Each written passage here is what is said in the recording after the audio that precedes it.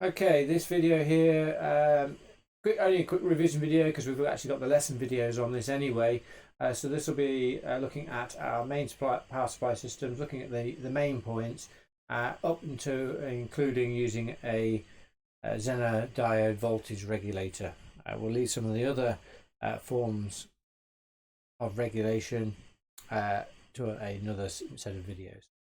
So looking at a half-wave rectifier to start with. So a half-wave rectifier will only conduct when we've got the positive cycles. During these negative cycles, the diode goes into reverse bias. So it's only during these positive humps that it conducts. And if we assume that it's a silicon diode, then what we're going to have across is going to be 0.7 volts dropped across it, which means then the rest of the voltage will be across the resistor. So what we should see then is something that looks like is a hump that sort of resembles it, but it's slightly less, and then it's flatline there because it's not conducting, and then we get slightly less like so, and flatline like so, and that slightly less voltage is 0.7 of a volt less because of the voltage across our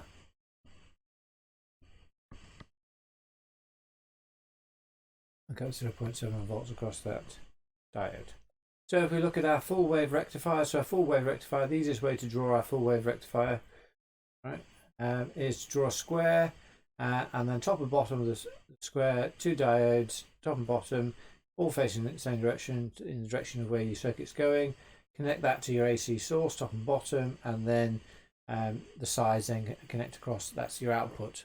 Okay, so for this circuit to work, we do need some sort of resistor for the current flow to happen. So during the positive cycle, then we're going to get conduction through this diode here, back around here, and then through this diode here. So these two diodes will conduct during the positive cycle, and then during the negative cycle, it'll be these two diodes that conduct. So if you want to have a look at more, you have to look at the other video. So what happens is then we're converting AC to DC because we've got all of our current going in one direction. But this time around, it's more efficient than our half wave because instead of getting nothing through during this part of the cycle, then we get our positive hump coming through. So what do we get coming through this time around? It's going to be a bit less again. Comes around here, but then we get the positive hump comes through there, and positive hump through there, like so. So more efficient output. The trade-off that we get is the difference between the peak output, the peak input supply, and the peak voltage across that resistor is 1.4 volts. The reason why it's 1.4 volts difference is because our current is having to go through two diodes in each half cycle. So that's why it's 1.4 volts less, but it's more efficient. So now we've got our bumpy output.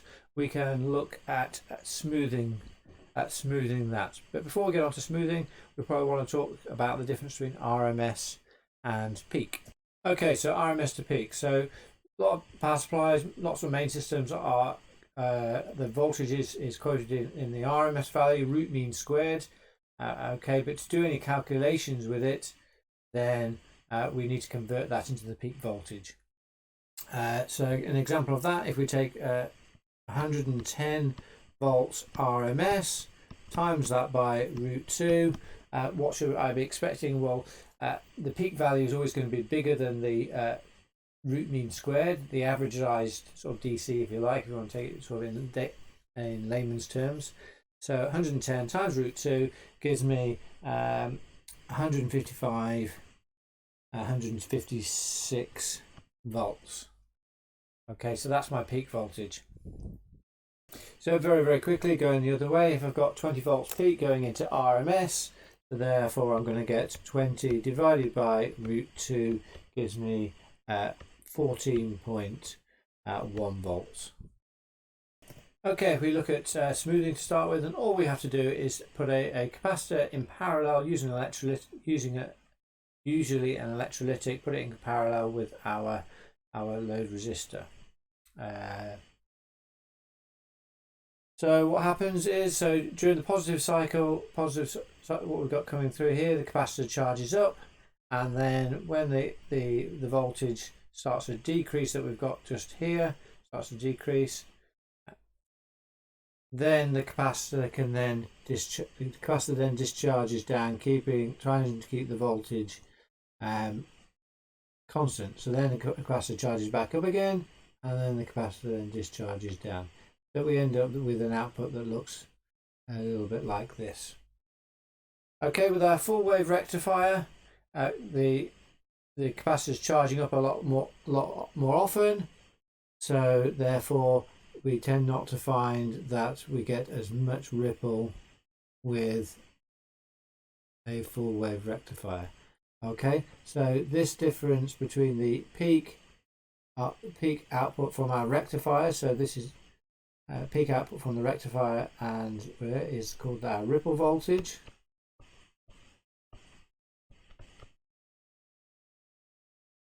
Okay, so there's our ripple voltage. So I just added the annotation there. So the green there was the output that we would have got before we smoothed it, and now our output that we get, what we would see on an oscilloscope, or the voltage that we would get if we plotted it on our voltmeter, would be the red line. So that's what we've got now with the smoothing capacitor on both graphs. Okay, so there's a bit of a formula. So the ripple voltage then is equal to the current that we've got flowing down through the load. So there's our current, IL, flowing down through the load. So it's dependent on the size of this resistor here.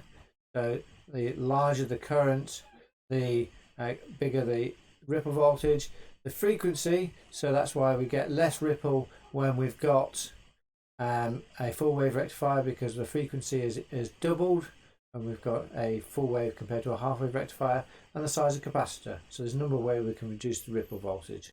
So our voltage regulator is made up using a simple zener diode in reverse bias. So whatever zener diode we choose, so if we choose a 7.5 volt zener diode, for example, then the voltage just here, the output voltage that we got across here would be 7.5 volts, a nice rock steady 7.5 volts. But for that to work, there needs to be a combination of current flowing this way, and there needs to be still some current flowing through our zener diode. So it reaches a point when the zener diode then turns off, and the voltage that we've got across the load is just a potential divider of our safety resistor and the load. How this graph then comes down like so.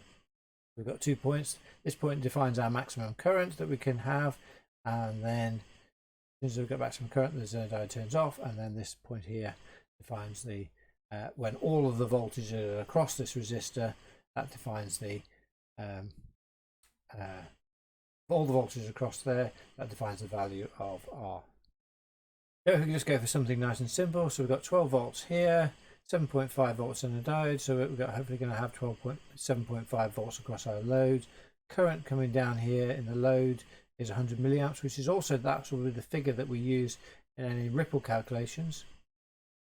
Sorry, with that figure there. So therefore, if we want to calculate the value of R, so what's the value of R? Well, R is equal to V divided by I. Okay, so what's our voltage across our resistor? We're going to have 4.5 volts, 12 minus 7.5 is 4.5 volts across the resistor, and the current through that resistor will, we're going to have 100 milliamps, and we're going to have the holding current of 10 milliamps. So we're going to have 110 milliamps through our resistor. That gives us 40.9 ohms. So if we're then looking to choose a resistor to do that job in the E24 series, I would take the next value down, so smaller than that, because otherwise if we went for the next value up, then we would reduce the amount of current, which was then could influence whether the zener diode is off or on. Okay, let's put it all together in a question. So first of all, I've got a transformer here, 10 volts RMS, and what is the peak voltage at the rectifier, because I want to know what the peak voltage out of the rectifier is going to be. So therefore I've got 10 times by root 2 gives me 14.1 volts approximately. So the output from the rectifier, it's going through two diodes, so we're going to have our 14.1 minus the 1.4 volts for each of the diodes, so 12.7 volts is going to be our peak outputs that we're going to have here. And we're not going to draw the diagrams because we've just drawn. Okay, so let's have a look at what's happening in the regulator circuit, and then we can look at then working out what our ripple voltage is going to be. So if we then look at what the peak voltage across the 10 ohm resistor is going to be, well, if there's 7.5 volts across here, so we're going to have 12.7 minus the 7.5 volts gives us 5.2 volts, okay, across the 10 ohm resistor, because then we can work out what the peak current in that 10 ohm resistor is going to be. So current is equal to voltage divided by resistance, so 5.2 divided by our 10 ohms equals 520 milliamps. So we're going to have 520 milliamps coming down through that 10 ohm resistor, and then someone's going to go that way, and then someone's going to go that way. Okay, so let's do a power question. So what's the power dissipated in the resistor? So a couple of different ways of working out power, but I'll use I squared R for the so we've got 520 milliamps squared times by a 10 ohm resistor gives me 2.7 watts. So I could have just used the voltage in the current, voltage times the current, and we should get the same back. So a nice simple Kirchhoff one. If the current in the load is 400 milliamps, so we've got 400 milliamps flowing down through here. We want to know what the current flowing down through here. So it's a nice Kirchhoff's question. So we had I total.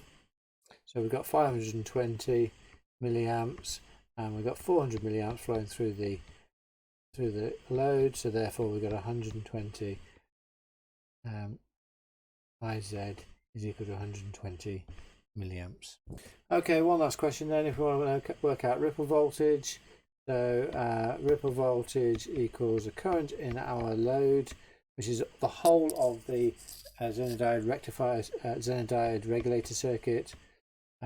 So that was originally 520 milliamps. The original the frequency of our signal, let's just scroll back up so we can see that. So real frequency was 50 hertz, full wave rectifier, so we've doubled the frequency, so 100 hertz, and then our capacitor value was 2200 microfarads. So it should give us a ripple voltage of 2.4 volts. Rubbish pass by 2.4 volts ripple. Okay, so I'm going to call it a day there for questions on this, but I suppose what we could then, if we wanted to, what we could then do is say, well, okay, that 2.4 volts ripple, so therefore we're not always going to get, what do we say, so the peak output from the rectifier is 12.7 volts. So therefore, it's going to ripple down to what to 10.3. So therefore, we're going to have a different voltage across our resistor. So therefore, we could only look to see how that affects our circuit. But I think that's enough for us for today.